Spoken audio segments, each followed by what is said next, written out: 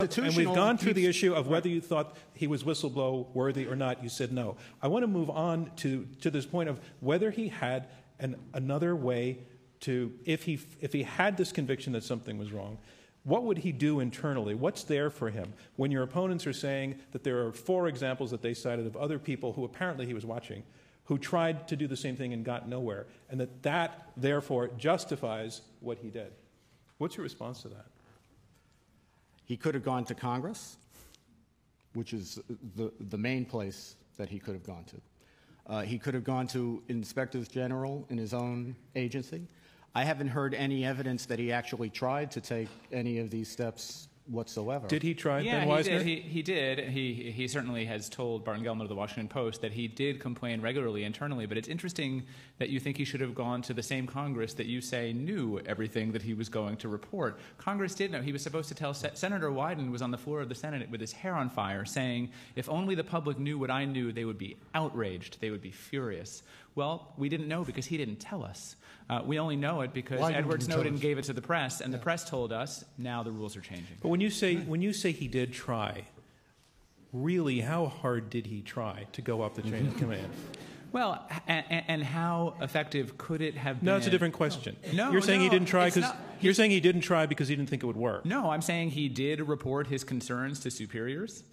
One time when he reported concerns to superiors in a posting in Geneva, he was reprimanded and punished for it. This is the experience of people who complain in the intelligence community, is that they either get ignored or they get crushed. I think that's nonsense. I have had an inspector general look into my management of the intelligence community and have disputes about it with him.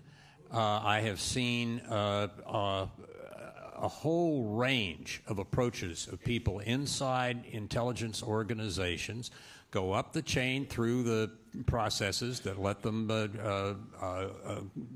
argue that they've not been well treated. These systems are not fanciful.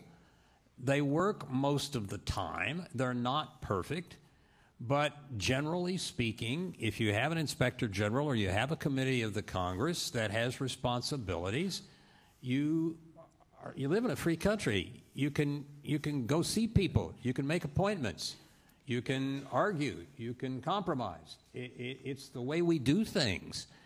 But you can't just forever add people and offices. Otherwise, you won't have anybody doing anything else.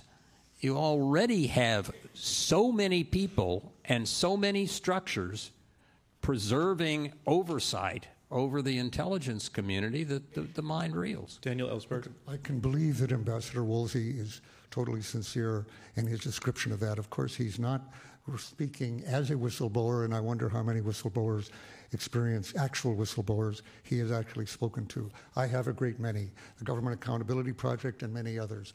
The experience of going to IGs is simply a way of being, and to your superiors, is a way of identifying yourself as a troublemaker who will be suspected of being a leaker if there is a leak. That's why the 4 NSA people who had not been a leak to the New York Times, which in my opinion they should have been, and certainly would have been more effective. That's why they were raided by the FBI and the computers, because they identified themselves as somebody who already thought the system was unconstitutional. Ambassador Woolsey, I thought by your own comment, if I understood you correctly, and I'm interested that you worked on the Senate Armed Services Committee, and were a senior staffer on that, but I thought I heard you say there were 4 staffers.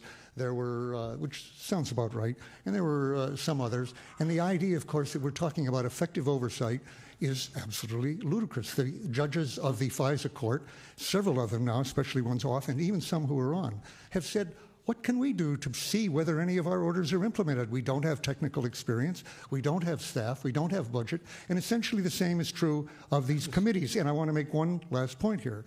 Russell Tice, well, first Thomas Drake has said, the one I'm talking about has said, the secret they're trying to hold on to desperately is to talk about metadata and not reveal how much content they are already recording. And Russell Tice has said, I, in the NSA, had phone records of Judge Filito, of journalist sources, of Congress people, including Feinstein and her staff, and a great deal of Congress. Now, maybe he's wrong. Maybe he's wrong.